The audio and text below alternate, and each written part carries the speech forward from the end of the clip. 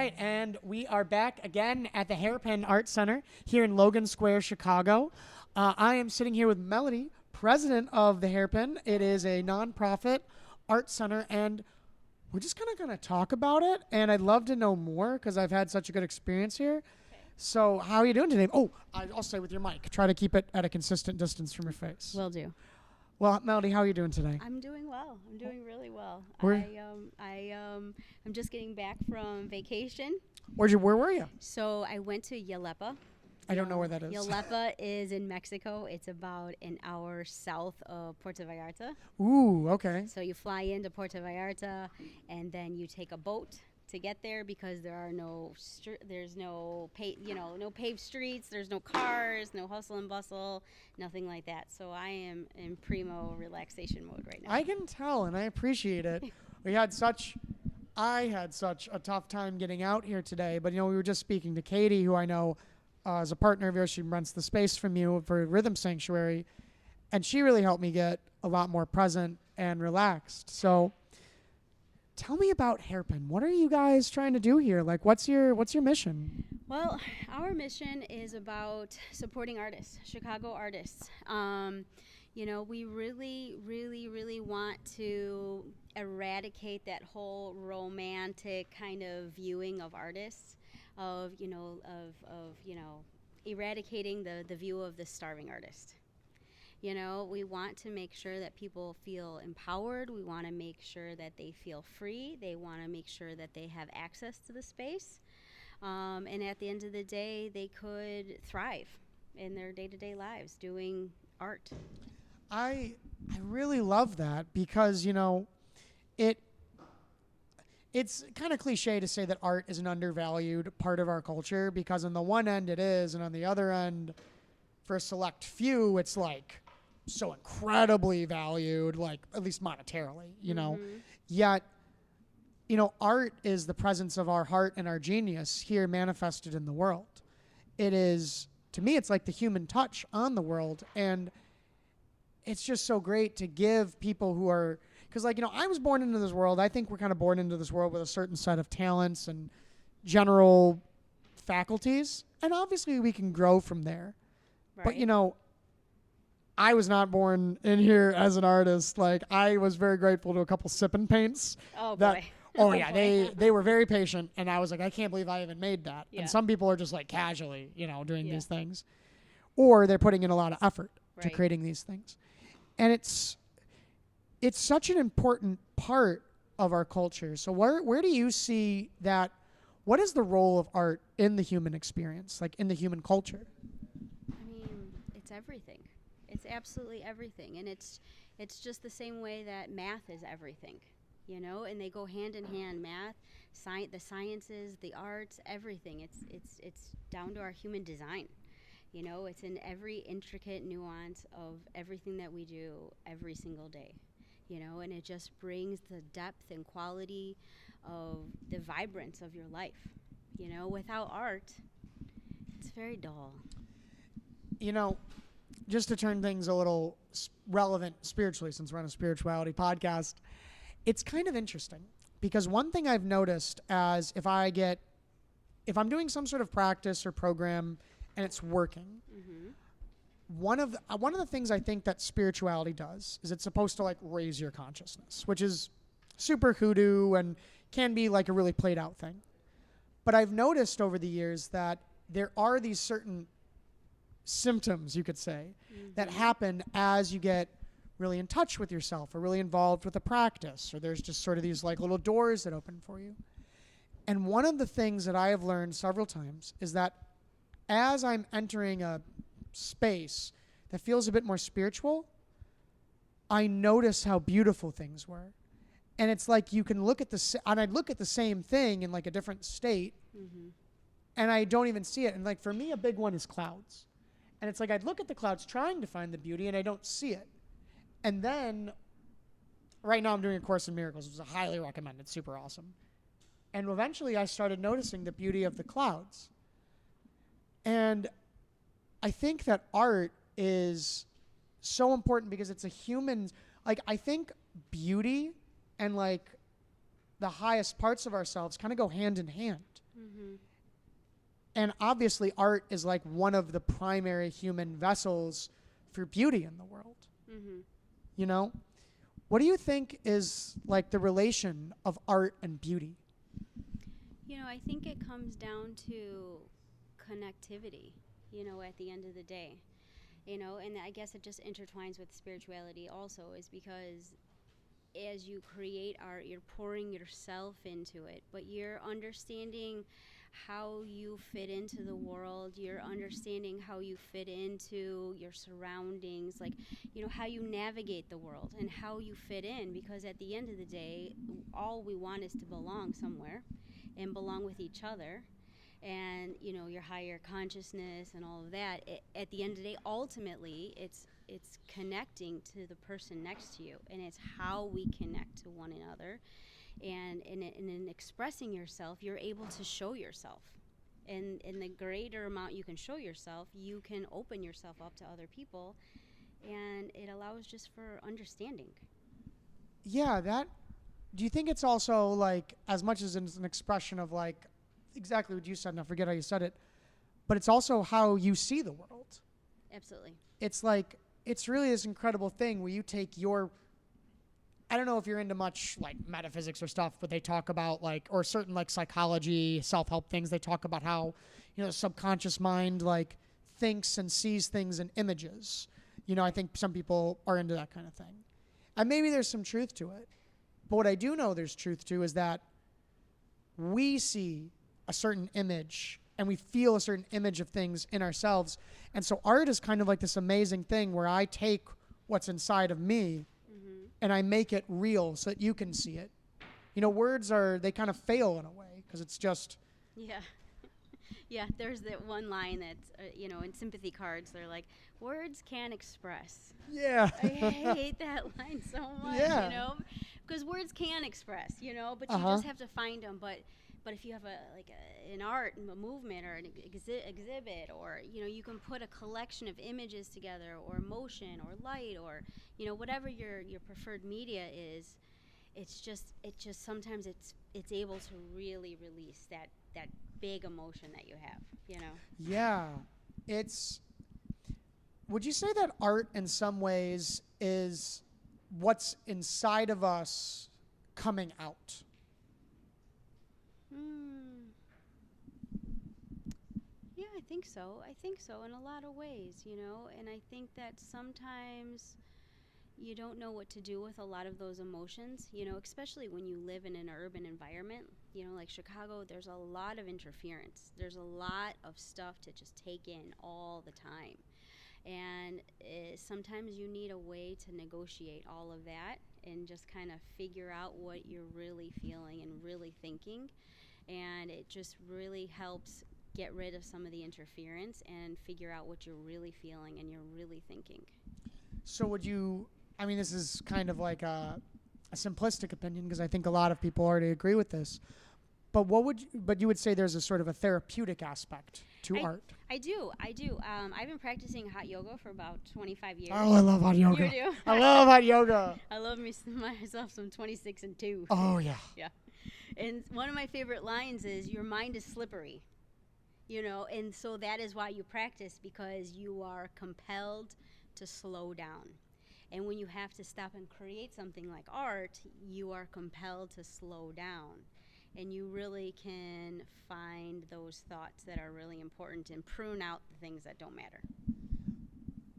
Now, one thing we were talking about before we began is you said there was like these 6, what was the word? Branches. 6 branches Yes. of the hairpin, of hairpin. Remind me, what were those? Were any of those, because they said there was healing. There is healing. So we have the performing arts, the visual arts, functional arts, cultural arts, tech arts, and then healing arts. So because we have this is a large space, Oh, I love it, yeah. and we have so many different types of artists coming in, it became overwhelming a little bit, where you kind of have to have some sort of organization and some sort of way to give people greater access to the hairpin. So we have a director for each one of the branches, Vanya is our director of healing arts, where we have, spirit is breath work, and, we do mandalas, and we do all of these art based healing arts. They're just really good for people. What's it been like? Mm-hmm. Because we've had a number of artists on the show, and I even love how you said that art was like this pouring out of yourself. Mm-hmm. I remember I had a few people on the show who were a little more artistically inclined than myself, and they said that was like the spirituality of their art. And I think even one of them she was a model, and she was like, and that was like part of it was like the art was the pouring out. What has it been like to facilitate that for other people, It's a rewarding on a level that you can't know how good it is for you until you've gone through it and been through it. There's been experiences that we've had. Alicia is also on our board, and she's a family constellations facilitator. And when you're in those spaces or containers, and you're helping people through trauma, you're helping through people with whatever they're going through, or and you're watching it all happen, and it's just like there's this layering feeling that happens within the space of all of these modalities, all of these healing modalities that come through, that just, you feel it when you walk in the doors here. You just feel it. You feel like this is a place that you feel safe at. This is a feeling that you feel free to be creative. My take on spirituality, and I forget if I said it or not this episode, is that, I think obviously the show I do is, we'll take like various boxes of things that are like spiritual, like yoga, or, like I've even had like Christianity, or we had like magic, or we had manifestation, all these things that fit in boxes. Okay. But to me, what's truly like spiritual, and I say this a lot, is that, your spirit is the part of you that's alive. Mm-hmm. It is your living essence. And that anything that gets you in touch with that, like the core of yourself, like we even were interviewing a woman a couple weeks ago, and like she was talking about her journey through recovery. And it's like, she's not like a yoga teacher and all sorts of practitioner, but like talk about a spiritual experience. Yeah. And I truly feel like, having the facilitating of people like creating art, that is so spiritual. The facilitating of a safe space for that is spiritual. The actual making of the art. And it's, so tell me about, how did this place even come about? Like, whose image was it? Whose vision? So this place, the Hairpin Art Center, has been here for, I want to say 15 years. So like relatively recent in a way. It is relatively recent, but also you have to remember we had COVID in between. Oh there. my God, yeah. And so we were completely shut down. There was nothing that happened for two and change years. Yeah. Nothing. So it was really kind of resurrecting it from, a vibrant, place of art to saying, well, who are we now? What do we want to do now? How has the culture changed? How has society changed? How has artists changed? What are the needs of the community now? Really, putting a lot of deep thinking into that to make sure that we, serve people in a way that's authentic and open. Yeah, I mean, it's just such a beautiful thing because another little personal thing for me, I'm about to move from Chicago to Charlottesville. Oh. Yeah, I'm going to be going to UVA. And I'm sad in a way because Chicago is such a special place to me. And I know that some people don't always have the best image of or picture of Chicago because, you hear about the bad things. Oh, You hear about right. the violence or the greed or the winter. You hear about the winter. But it's so amazing to me because there are places like this, that there are people who have carved out these spaces for what I always like to call the spiritual citizens of Chicago, whether they're artists or not. That's just a silly thing I say. To have a place to express. Right. And it's such a beautiful thing. I mean, it must have been, you guys must have considered, like, do we stop the mission, like, during COVID? Like, how do we keep paying for it? Right. Where was your mind at when it was like this thing could die? I don't think that I ever thought that it could die. Good. I'm a show must go on kind of person. Just keep going is kind of my mantra through my whole life. You just keep going, and if you're doing the right things and if you're on the right path, it doesn't seem like a struggle. The right people fall into place, the right opportunities fall into place, and when it's really hard is the time that you have to rethink, is my path right? Am I doing the right thing? Like it shouldn't be so hard. Life should not be hard. You have to rethink and regroup and think about what you're doing and navigate, which is why we started these branches, and just more of an organization, more open to the community, more open to serving what people want to do. It's like, people think that we have to like fit ourselves into certain boxes, or that we have to have like a certain story that we're going to tell. And you don't always realize that sometimes you just have to get into your life and like make it happen and adjust. So that was a little bit of a tangent because I was trying to avoid saying that like, oh, the classic spiritual thing is like, oh, you have to like be spiritual in these ways. But like truly your life is this journey, and like how you approach it is the depth of your true spiritual, your human experience, And I just love how at least one part of the story of your life was riding that wave and making this place continue to happen. I'm so excited to tell us like a little bit more about something you're excited about with these branches, I'm really excited with all of our new directors that we have. I just onboarded our new performing arts director, Justy.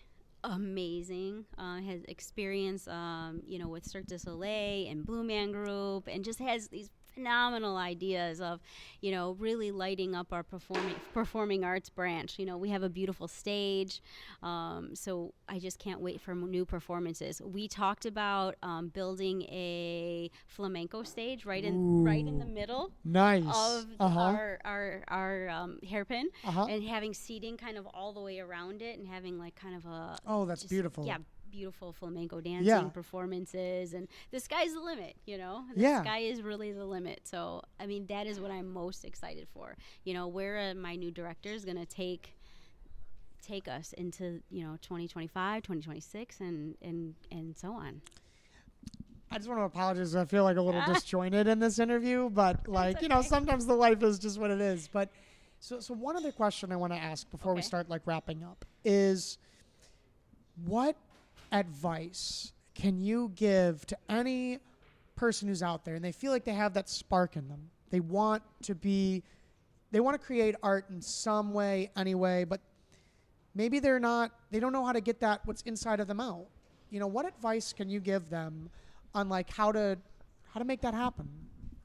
I think that, you kind of have to, people get these myopic views of what they're doing, and they get a little bit of tunnel vision sometimes, and they just want to complete this one tiny little thing, and I bring it back to, if you just love to cook for people and you love it so much, and you love to make people happy, and you just love to serve it, and the seasonings and the little garnish on top and all of that, it doesn't directly translate to opening a restaurant, because that's a business. Yeah. And sometimes there's always like, I really love art, so I want to be an artist, but they don't necessarily want to do that for their profession, right? Yeah. And so there's kind of like this sadness around it. And so I would say definitely number one, you have to have a community. You have to have a community of artists, because everybody is not good at everything. And so when you have a really great support system behind you, you can do a lot of things. But if you just try to do, I just want to be a painter, but I want to stay in my own space and paint just for me, and I don't show everyone, it can be kind of lonely sometimes. So I think really creating your community and creating your connectiveness to a greater scale is only going to bring you more happiness. You know, it's kind of funny you mentioned that, because it's like literally the same advice I give to anyone who's like, oh, I want to like explore spirituality. I'm like, yeah, find other people to do it with. I want to give you this time if there's anything that you want to share from your heart, whether it's about hairpin and what it means to you, or if it's about just creating art, or if it's just something relevant to yourself. If there's anything else in your heart that you want to speak to the audience, this would be a great time. Anything. Oh Even if it's totally off topic, because I'm already not on my A game today anyway, which... Ping pong, ping pong, ping pong. Yeah, maybe other people will be more nice to me than I'll be to myself about that. It's okay. We're I'm having a kind of great just time. accepting today for We're what it having a is. great I'm just time. happy to be here, you know, in this beautiful place that my new friend has created or helped steward. I would just say, you know, if you want to get involved with the hairpin, get involved, you know, reach out, be here, do all of the things, because, you know, connectivity, obviously I'm very, very passionate about that. It's my theme of the day. But I would say, you know, above all things, just personally, I love to travel. I love to meet new people. I'm an intensely curious human being. So learning about new people, new culture, new art, anything, you know, just please come to the hairpin, come share your talents, your gifts, and just makes everybody much happier, including me. Well, I think you kind of already did it. This is the point where I always jokingly say, like, plug your shit.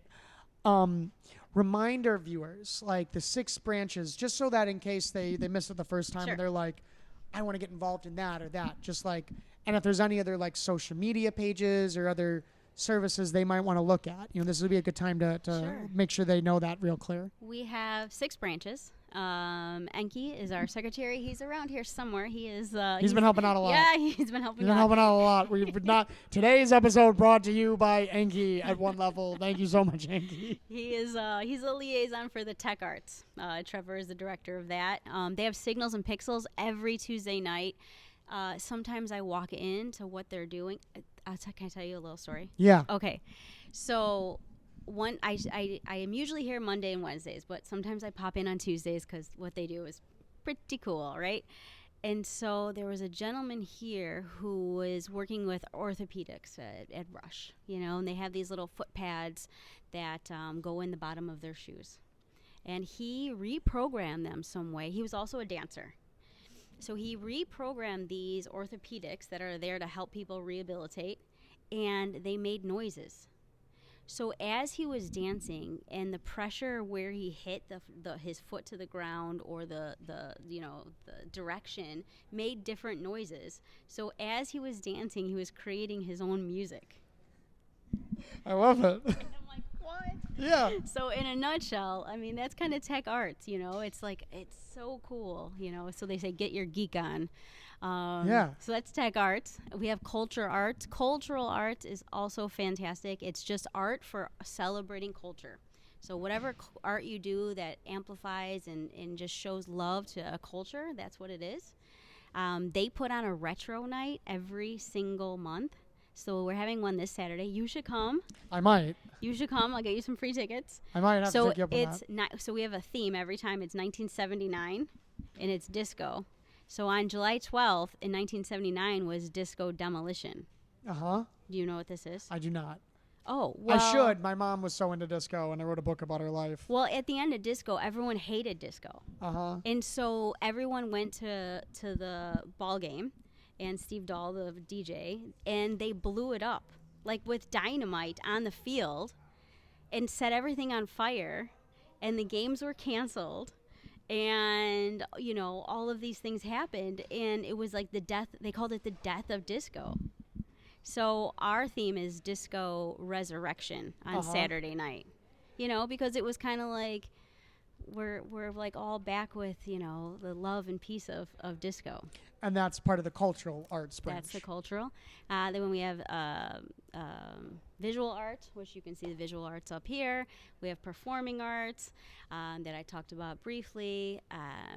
What else? Functional arts. I have my beginnings in functional arts. I used to make metal furniture, so textiles. We have, and then the healing arts. Yeah. So many things going on. Oh my gosh. No. So for anyone who's looking to learn to express their inner spirit a little bit more, highly recommend you check out Hairpin Art Center. We're so happy to be here. So happy to Hairpin for hosting the Dance Rhythm Sanctuary, which is, of course, something very special to me. Melody, thank you so much for your time. Thank you so much.